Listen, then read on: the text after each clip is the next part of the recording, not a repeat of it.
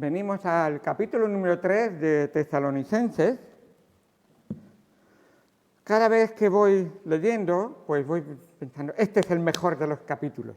Y es siempre así, conforme voy conociendo, y vamos conociendo un poco más de lo que va el tema, de lo que está tratando, pues entonces estás viendo cómo el Señor ha obrado de una manera tan maravillosa, tan misericordiosa y con tanta gracia hacia seres que no son merecedores y sin embargo Dios los amó. ¿Recordáis las palabras del apóstol Pablo de los de Berea? ¿Con quién los comparó? El apóstol Pablo, cuando llegó a Berea, dice, y estos de Berea eran más nobles que los de Tesalónica. Fíjate. Y ahora tenemos aquí en Tesalónica una buena iglesia. ¿Qué hace? ¿Qué ha ocurrido?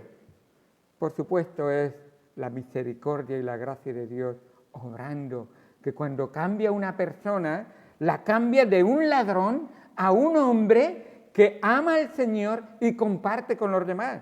A un hombre que dice mentiras, a uno que a pesar de que le caiga algún castigo, va a decir la verdad y va a permanecer ahí. A un hombre que de verdad se da cuenta que está dispuesto a sufrir por Cristo, con todo lo que Cristo ha hecho por él. Y estos tesalonicenses, Pablo, que estuvo aproximadamente entre 2 y 3 semanas con ellos, Pablo está preocupado por ellos. ¿Puede una persona recibir el Evangelio y tener contacto con alguien que conoce el Evangelio 2 semanas, 3 semanas, y después dejarlo solo y no debilitarse o apartarse o dejar al Señor? Y aquí tenemos en el capítulo 3 esta bendición tan grande de ver cómo obró el Evangelio en los corazones de estos tesalonicenses. Dice la palabra de Dios en el capítulo 3, es un capítulo cortito, capítulo 3, versículos 1 al 13.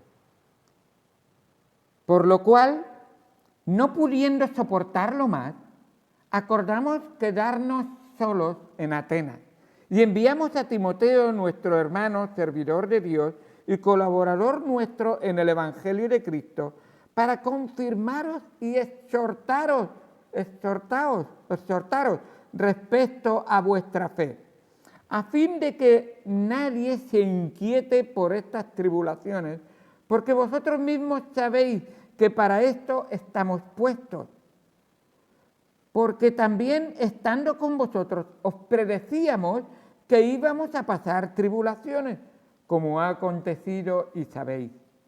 Por lo cual también yo, no pudiendo soportar más, envié para informarme de vuestra fe, no sea que os hubiese tentado el tentador y que nuestro trabajo resultase en vano. Pero cuando Timoteo volvió de vosotros a nosotros y nos dio buenas noticias de vuestra fe y amor, y que siempre nos recordáis con cariño, deseando vernos como también nosotros a vosotros, y por ello, hermanos, en medio de toda nuestra necesidad y aflicción, fuimos consolados de vosotros por medio de vuestra fe, porque ahora vivimos si vosotros estáis firmes en el Señor. Por lo cual, ¿qué acción de gracias podemos dar a Dios por vosotros, por todo el gozo con que nos gozamos a causa de vosotros delante de nuestro Dios, orando de noche y de día con gran insistencia para que veamos vuestro rostro y completemos lo que falte a vuestra fe? Mas el mismo Dios y Padre nuestro y nuestro Señor Jesucristo dirija nuestro camino a vosotros. Y el Señor os haga crecer y abundar en amor unos para con otros y para con todos, como también lo hacemos nosotros para con vosotros, para que sean afirmados vuestros corazones irreprensibles en santidad delante de Dios nuestro Padre en la venida de nuestro Señor Jesucristo con todos los santos. Vamos al Señor en oración. Amado Padre, Dios Santo, Gracias por tu palabra, gracias Señor por lo que nos has enseñado. Te pedimos Señor que tú nos guíes en el estudio de tu palabra y seamos nosotros también confortados, consolados y fortalecidos en el Evangelio, en la palabra de Dios. Sabiendo Señor que en algunos momentos de nuestra vida vendrán tribulaciones, vendrán pruebas, vendrán tentaciones, pero no estamos solos. Primero y principalmente está el Señor, está el Espíritu Santo. Tenemos la palabra de Dios para no andar a ciegas o por ignorancia, sino conociendo la verdad. Y tenemos, Señor, la iglesia, ese cuerpo que unido entre sí, guiados por la cabeza que es Cristo, estamos seguros de que esa iglesia va a ser preservada sin mancha y sin arruga para aquel día en que Jesucristo vendrá por ella y la llevará consigo. Qué bendición tan grande saber es que esas promesas futuras son una realidad ya hoy en el presente. Gracias por lo que has hecho por nosotros. Bendice a cada alma aquí presente. En el nombre de Cristo Jesús te lo agradecemos y te lo pedimos todo. Amén. Amén. Tenemos aquí un pasaje en el que el apóstol Pablo nos da a nosotros también consuelo, como trataba de darle a los tesalonicenses, y esperanza. Vemos aquí una acción de gracia de Pablo. Pablo está agradecido a Dios al saber que su trabajo, la obra del Señor a través de su vida no ha sido en vano. Qué bendición tan grande. Su preocupación hacia los tesalonicenses le hizo enviar a uno del equipo para estar seguro, aunque a pesar de ello se quedara solo, o solos se quedaran, especialmente Silas y Pablo posiblemente se quedaron en Atenas y Timoteo fue a Tesalónica a ver realmente cómo estaban los hermanos. Pablo les dice que quería visitarlos, pero no pudo. Él hubiera querido decir, bueno, en vez de enviarles, voy yo personalmente. Dice ahí en el 2:17. Pero nosotros, hermanos, separados de vosotros por un poco de tiempo, de vista, pero no de corazón, tanto más procuramos con mucho deseo ver vuestro rostro, por lo cual quisimos ir a vosotros. Yo, Pablo, ciertamente una y otra vez, pero Satanás nos estorbó. La obra del diablo es mucho más activa de lo que nos imaginamos. El diablo, ¿cómo lo puedo decir? No se preocupa de los que no son creyentes, pero de los que son creyentes se preocupa mucho y se ocupa tanto que les trata de estropear su testimonio constantemente.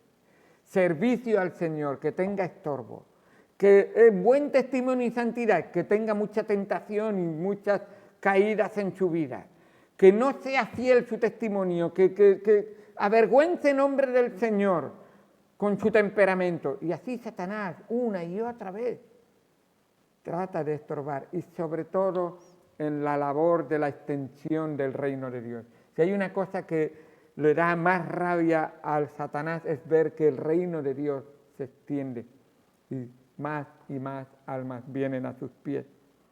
Y si hay una cosa de la que más está siendo negligente el verdadero Hijo de Dios, es en no extender el reino de Dios. Y yo creo que Satanás está frotándose sus manos.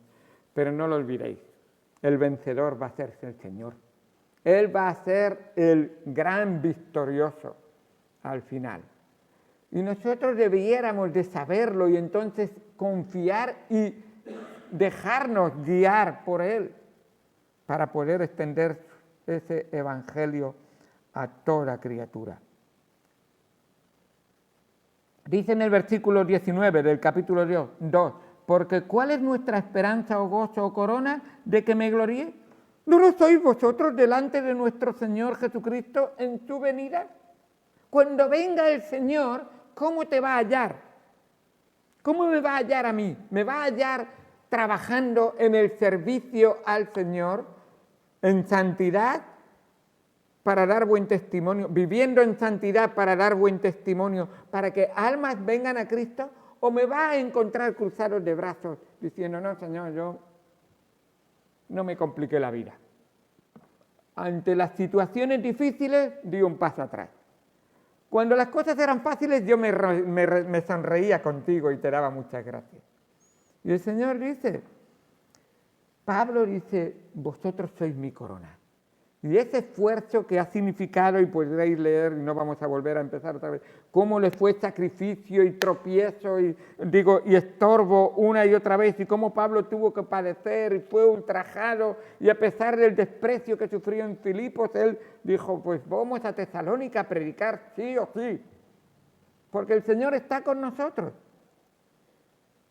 Y esa bendición tan grande que un cristiano tiene, Señor, aquí están las coronas que traigo a tus pies. ¿Qué son esas coronas? Las almas de aquellos que conocieron a Cristo por tu obra en mí, y yo pude testificar de tu nombre. Dice el versículo número 20 del capítulo 2, vosotros sois nuestra gloria y gozo. Eso, qué bendición. Esto es un misionero que tiene la misión no de cuidarse a sí mismo, sino de cuidar a los que le rodean. Y eso es raro en la carne y en la humanidad. Es todo lo contrario. Y sin embargo, esa es la obra de Dios. Así que Pablo lo vemos ahí diciendo que les envía a Timoteo. Estaba preocupado por ellos. Les ha testificado, les ha hablado y dice, estoy preocupado. No sé realmente cómo estáis viviendo, qué os está pasando. Así que voy a mandar a Timoteo. Quisiera poneros un poco en contexto, hablaros un poco de la cultura de Tesalónica. La cultura de Tesalónica, la religión, las personas tenían el concepto de que la religión, y vais a ver que no es nada diferente hoy en día, la religión es para obtener beneficios.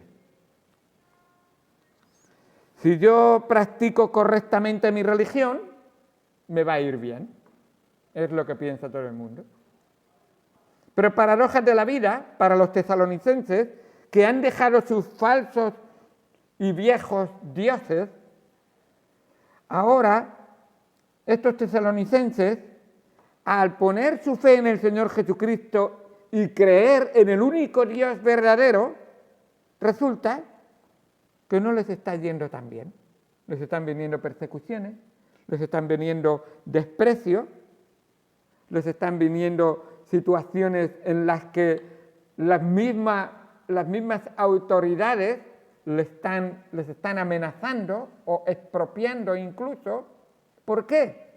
Porque el Imperio Romano, la maquinaria del Imperio Romano funcionaba de esta manera. ¿Cómo puedo coger gente de diferentes naciones, de diferentes culturas y de diferentes religiones y unirlos a todos?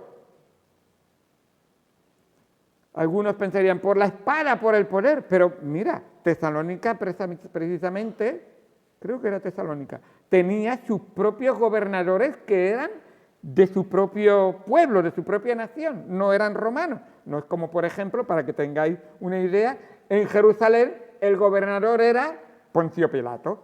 ¿Era judío? No, un romano que habían puesto ahí. Pero aquí les dejaban a ellos mismos. ¿Cómo funcionaba la maquinaria romana? El imperio romano. La táctica es el sincretismo religioso. De tal manera, el sincretismo religioso lo que hace es que, y veis que esa va a ser realmente la idea de la religión romana, precisamente, ¿cómo hago? La fórmula es que no sé si tengo las palabras, no encuentro dónde lo tenía puesto. El caso es que anexiono a mi religión, por decirlo así, y de alguna manera también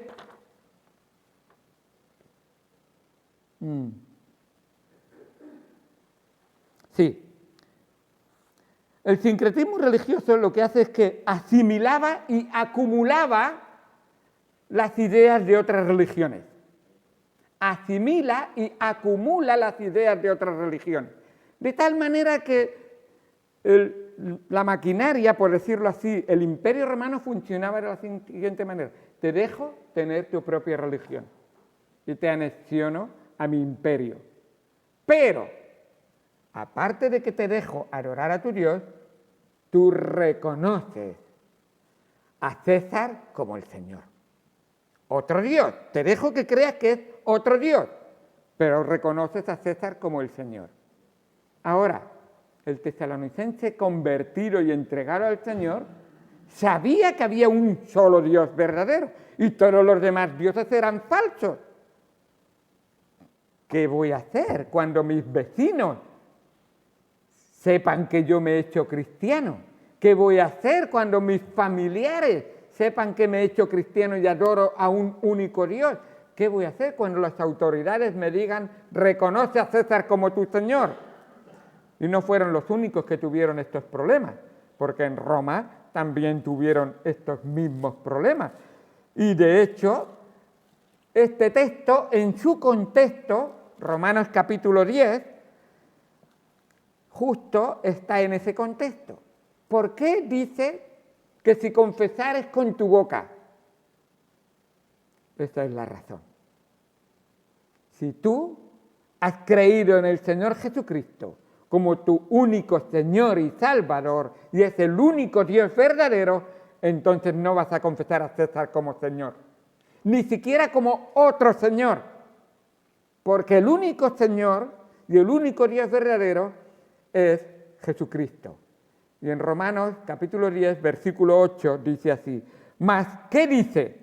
Cerca de ti está la palabra, en tu boca y en tu corazón. Esta es la palabra de fe que predicamos, que si confesares con tu boca que Jesús es el Señor y creyeres en tu corazón que Dios le levantó de los muertos, serás salvo. Y tú dices, ¿pero cómo? El soldado romano cogía al cristiano y le ponía la espada en el cuello. Confiesa y proclama que César es Señor. Y el cristiano decía, yo confieso con mi boca que Jesús es el Señor y que Dios le levantó de los muertos. Y esta espada podrá quitarme la vida física, pero no me quitará la vida espiritual. Y tendré vida eterna para siempre, porque el único Dios verdadero es Él. Porque con la boca se confiesa para salvación, pero con el corazón se confiesa, a ver, lo digo, ahora lo estoy poniendo en mis palabras. Dice en el versículo 13, porque todo aquel que invocare el nombre del Señor, no, el versículo 11, perdón, es el versículo 11. Sigo con el texto. Versículo 10, porque con el corazón se cree para justicia, pero con la boca se confiesa para salvación. Pues la Escritura dice, todo aquel que en él creyere, no será avergonzado. Dice, ¿por qué dice eso? Porque te vas a encontrar en que te van a querer avergonzar delante de los demás. Tú dices que eres cristiano, espera, voy a poner la espada en tu cuello y vamos a ver si de verdad eres cristiano. Y si tú dices, sí, César es el Señor, has sido avergonzado. ¡Qué vergüenza! Así es. Esta es la realidad que Pablo está sintiendo que estos tesalonicenses están sufriendo. Y está diciendo, ¿qué va a pasar con esos cristianos?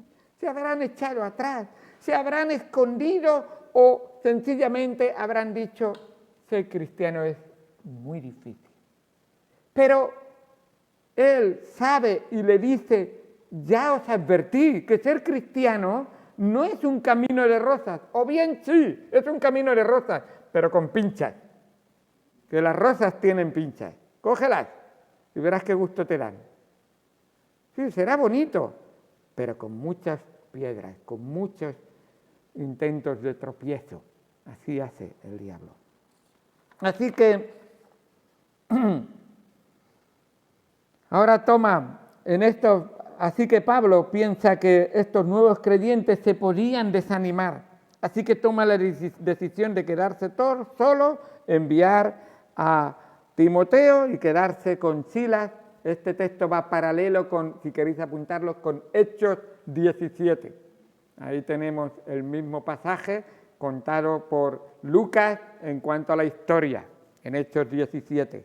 Y Pablo se queda en Atenas y envía a Timoteo a Tesalónica para que le informe.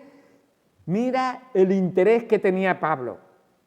Les habrán quitado las propiedades, estarán sufriendo. No. Lo que quiero saber es algo que se halla en el corazón, en el alma de las personas. Mira el interés que tiene Pablo por los tesalonicenses.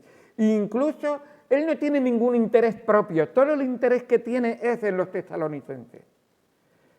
¿Y qué es lo que le interesa? Versículo número 2. Quiero saber, y he enviado a Timoteo para confirmaros y exhortaros respecto de vuestra fe. Está interesado en la fe. Primera Tesalonicenses 3:2. La fe. Escucha, esta es la primera, de 5 veces en ese solo capítulo que lo menciona.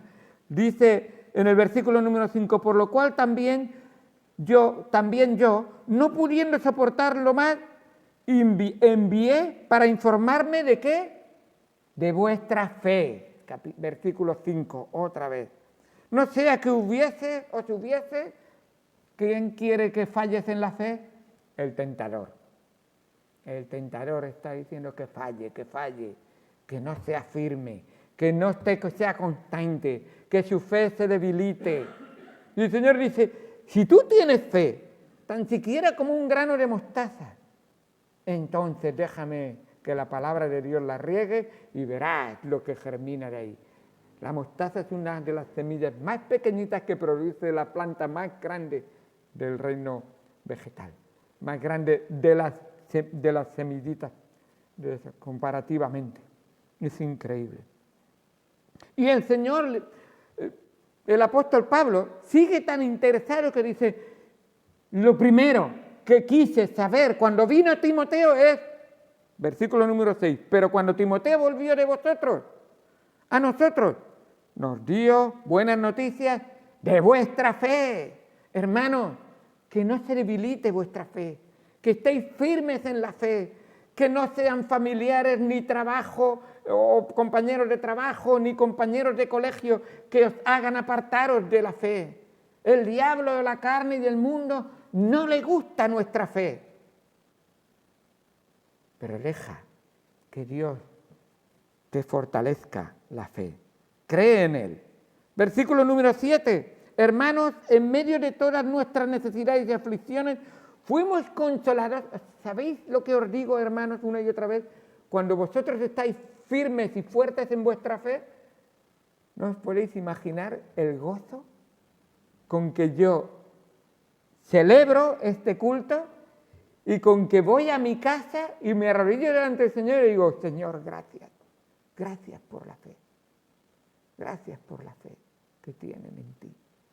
Porque me reconforta, me afirma y me hace sentir más responsabilidad de que servir al Señor es uno de los mayores gozos que hay en la tierra. Y dice, fuimos consolados de vosotros por medio de vuestra fe. Y dice Pablo, ¿recordáis en Filipenses, para mí el vivir es Cristo? Dice, pero los que creen en Cristo también me generan vida o me animan. Dice, porque ahora vivimos. Saber de vuestra fe me hace disfrutar de la vida que tengo en Cristo. Me hace gozarme de la vida que tengo en Cristo. Así que cuando veo los bancos vacíos, digo, qué fe que tienen los bancos. Pero qué pena que son estáticos. Porque en cada culto no me ha faltado ningún banco. En todos los cultos siempre, ninguno se fuga. Siempre permanecen. Pero cómo me gustaría que hubieran corazones y almas. Y los bancos estuvieran sosteniendo y valiendo la pena de que estén aquí. Para la honra y gloria del Señor.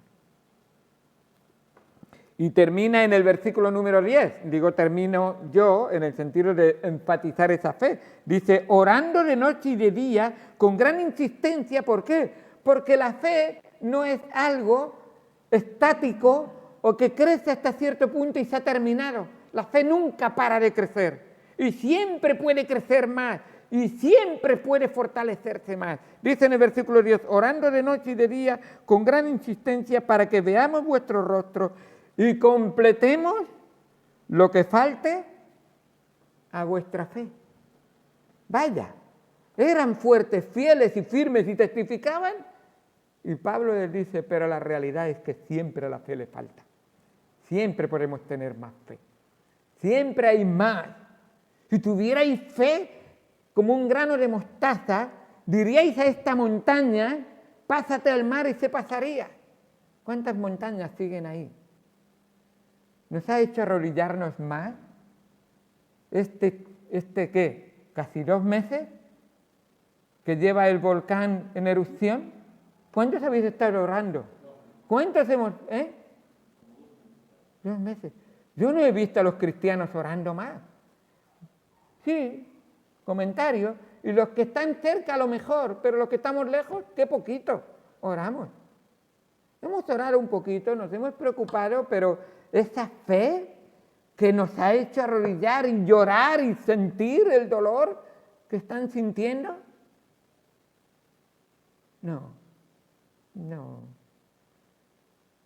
Yo a veces digo, Señor, qué carne más falsa que tengo, que digo que los amo, pero en realidad no me acuerdo casi ni de orar por ellos. Pero Pablo estaba preocupado y oraba por ellos. Y él había intentado ir, y si no puedo yo ir, voy a enviar a otro. Seguramente Timoteo era más joven y también no era el que estaba fichado, por decirlo de alguna manera, por las autoridades. Timoteo no estaría fichado, entonces podría entrar fácilmente en Tesalónica. Así fue. Y estuvo preocupado por ellos. Qué bueno es ver esa fe, esa fortaleza. Así que Pablo, sabiendo de los conflictos que tenían de esas pruebas, y como él les había predicho, les dijo en el versículo 4, porque también estando con vosotros, os predecíamos que íbamos a pasar tribulaciones. Lo dice en plural porque él pasaba tribulaciones, pero tú que te estás convirtiendo o que estás asistiendo a la iglesia, no estás excluido, por supuesto. Por lo tanto, sabiendo que vas a pasar tribulaciones, que no sea nunca motivo una tribulación para que tu fe flaquee o se debilite o se pierda. O como dijo el Señor, cuando el Señor venga en su reino, ¿hallará fe en la tierra? El mismo Señor lo dijo. Los últimos tiempos se caracterizarán por supuestos cristianos sin fe. ¿Cómo puede ser eso? Si no hay fe, no hay cristianos. Pero así será. Qué triste. Cristianos que dirán, yo ante la prueba, ante la dificultad y ante la burla y ante lo que me puedan decir las autoridades, yo no permanezco firme en mi fe. Y el Señor nos llama la atención, pero Pablo está preocupado y quiere que sean fuertes en la fe y permanezcan. ¿Sabéis que en medio de la prueba es la mejor manera que permanecer, es la mejor manera de demostrar que al permanecer firmes en la fe, Cristo ha obrado en tu corazón y te ha salvado? Eso es una prueba de tu salvación. No es para salvación, es demostración de salvación. Que tú en medio de la prueba, en medio de la dificultad, en medio del enfrentamiento, tú dices, Cristo es lo primero en mi vida. He conocido personas que han tenido que decirle a familiares suyos, mira, yo te respeto, me acuerdo de un hijo a un padre, yo te respeto, papá, yo te voy a obedecer, pero que sepas que lo primero en mi vida es Cristo. Y el padre se asustaba y dijo, sí, es lo más importante en mi vida. Ahora, quiero que sepas que en tanto en cuanto tú comprendas que Cristo sea lo primero en mi vida, tú vas a recibir el mejor trato porque me lo manda Cristo. ¿Te das cuenta que la relación de padre o hijo, la mejor y única, buena y verdadera, se encuentra en la palabra y mensaje del Señor? Respeta, honra a tu padre. He conocido padres que estaban en la iglesia de Elche que decían, antes que mi hija se haga cristiana, evangélica decía, evangélica, prefiero que vaya a la discoteca. Y decía, "Bueno". Tristemente se fue a la discoteca y no puedes imaginar la clase de vida que ha llevado esa persona. No voy a entrar en detalles, pero es muy triste, muy triste. Muy triste. Muchos detalles que he conocido de esa persona y digo, qué horrible decisión, qué horrible decisión. Así que las pruebas nos ayudan a permanecer fieles y firmes al Señor y estar confiando en el Señor siempre. Podríamos leer Romanos capítulo 8, pero se nos va, donde Dios nos muestra cómo los verdaderos convertidos, a pesar de las pruebas y de las dificultades, el Señor los va a cuidar, los va a preservar. Así que Pablo se preocupa porque el tentador va a tratar de destruir todo lo que tiene que ver con Cristo, como nos dice ahí en el versículo 5, por lo cual también yo, no pudiendo soportarlo más, envié para informarme de vuestra fe, no sea que os hubiese tentado el tentador y nuestro trabajo resultase en vano. A veces yo leyendo esto digo, ¿es que Pablo no confiaba en la soberanía de Dios? Sí que confiaba en la soberanía de Dios, pero hay una línea muy fina en cuanto a confío en la soberanía de Dios y soy responsable. La responsabilidad humana es siempre, estas dos cosas están siempre en una línea muy fina, y siempre he dicho, la soberanía de Dios y la responsabilidad del hombre son como las vías de un tren y van siempre paralelas. En el momento que no están en su sitio, tren descarrilado. Y así es. Y Pablo dice, yo sé que Dios es soberano para cuidar a los suyos y preservar la vida espiritual de los suyos, pero yo también tengo la responsabilidad de alimentar y de orar y de fortalecer y de animar a los que son hijos de Dios. Y lo vemos ahí. No sea que os hubiese tentado el tentador y nuestro trabajo resultase en vano. Y Pablo confiaba perfectamente en ese trabajo del Señor. Dice en 1 Corintios 15, 58, así que, hermanos míos, amados, estad firmes y constantes, creciendo en la obra del Señor, ese servicio al Señor, en la obra del Señor siempre, sabiendo que vuestro trabajo en el Señor no es en vano. Qué bendición tan grande, 1 Corintios 15, 58. Estar siempre firmes y constantes, creciendo en la obra del Señor, siempre, sabiendo que la obra, que vuestro trabajo en el Señor no es en vano. Qué bueno es. Y una de las cosas, para terminar ya, más bonitas que me gusta de este texto es que a la hora de orar y de recordarles, hay una gran, rica bendición que el verdadero cristiano tiene, y que el cristianismo es de los únicos que lo tiene. Es que a través de Cristo y por Cristo, el cristiano salvo tiene el privilegio de poder llamar a Dios Padre, Padre. Y él, al terminar, dice, versículo número 11, mas el mismo Dios y Padre nuestro, me viene a la mente el Padre nuestro, ¿no? Y esto es muy bonito, ora siempre, Padre mío, Padre eterno, Padre de mi alma.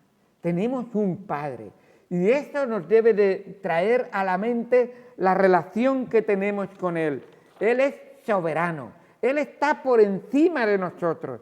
Él debe ser honrado, respetado, reverenciado, alabado, exaltado, reconocido en todos. Es nuestro Padre. Esto es la teología correcta a la hora de orar. Muchas veces, no, varias veces, no lo he dicho bien, varias veces he escuchado a algunas personas orar. Y para mí que les ha faltado ese reconocimiento de la teología correcta y de la forma correcta de dirigirnos al Dios santo, santo, santo. Somos pecadores que si no fuera por Jesucristo no podríamos nunca ni acercarnos ni mucho menos a orar o a hablar con el Padre Eterno.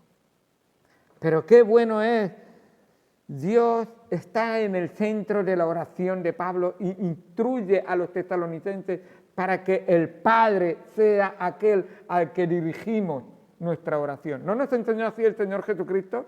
No oramos a Cristo.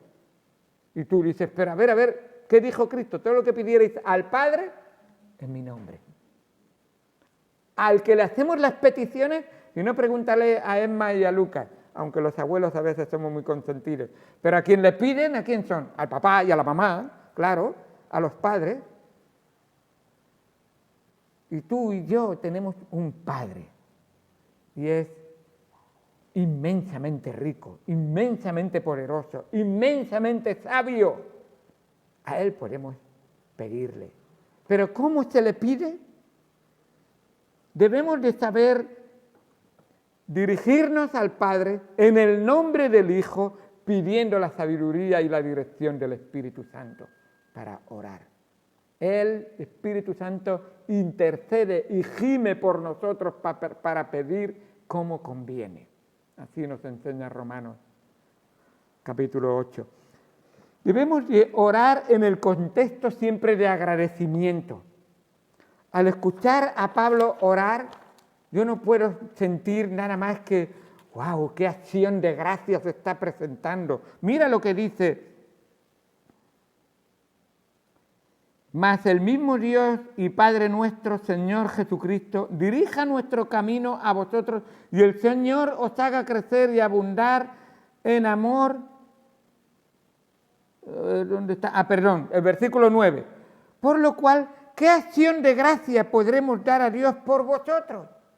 Está diciendo en el versículo 9, está diciendo, qué gratitud y qué agradecido estoy a mi Señor. Y cuando oro a Él, dirijo mi oración agradeciéndole siempre lo que Él ha hecho. Dios es fiel y si todo va bien, es por la gracia de Dios. Y si todo va mal, pues sigue siendo la gracia de Dios la que te sostiene. La gracia nunca falta. Y el Señor recuerda que nos ha dicho más de una vez, la noche pasará, el sol saldrá. Tú confía y pon tu fe en mí, y yo obraré en tu vida. Así es. Debemos de orar con la meta correcta, dirigir nuestros pensamientos al Señor. Dice el versículo 12, y el Señor os haga crecer y abundar en amor unos con otros. Mira, han creído en Dios, en el Señor, y la obra del Espíritu Santo está en su corazón. Y el apóstol Pablo ora y dice, ¿sabéis que en medio de la tribulación qué tenéis que hacer? No es tener lástima de vosotros mismos y entre vosotros mismos teneros lástima. No. Lo que tenéis que tener es amor los unos por los otros y crecer en el amor. En vez de centrar tanto tus ojos y tu mente en ti mismo, piensa en el otro, en el prójimo, en el hermano. Y piensa en amar al otro. Y muéstralo en tu vida una y otra vez. Y Él tiene el deseo de que crezcan y puedan servirse los unos a los otros. Y qué bueno es que Pablo les desea que se amen más entre ellos y que se sirvan más los unos a los otros. Así lo dice en el versículo 12. Y finalmente, qué bueno es que debemos orar en la dirección correcta. Y Pablo pide para que el presente de nuestra vida esté apoyado en las promesas del futuro que el Señor tiene para nosotros. Y termina diciendo el versículo, para que sean afirmados vuestros corazones irreprensibles en santidad delante de Dios nuestro Padre. ¿Y qué es en lo que sostenemos nuestro corazón? En la promesa de Dios, en la venida de nuestro Señor Jesucristo con todos sus santos. ¿Estás viviendo con la seguridad y la esperanza de la promesa de Dios futura que te da fortaleza para vivir en el presente, estés pasando por lo que estés pasando? ¿Entiendes? Yo ahora en el presente digo, pase lo que pase en mi vida, no tengo nada que temer porque Él me ha prometido que estoy seguro en sus manos, que Él va a estar conmigo en todas las situaciones de mi vida y que voy a ir a su presencia y que cuando Él venga por mí, si yo estoy todavía vivo en la tierra, voy a ir con Él. Y si estoy enterrado, voy a resucitar y a ir con Él también. ¡Qué bendición tan grande! De esto nos hablará en el capítulo 4, precisamente. No os conturbéis, no tengáis miedo, no os amedrentéis. La promesa del Señor es real, igual que vino y prometió la primera vez y vino, su promesa para la segunda vez será igual de efectiva y real. Así es. ¿Estás viviendo con esa confianza y esperanza en el Señor? Qué bueno es saber que Él viene pronto y nos llevará con Él. Que vivamos santamente y, como dice ahí, irreprensibles en santidad, para que cuando Él nos encuentre fieles a Él. Vamos al Señor.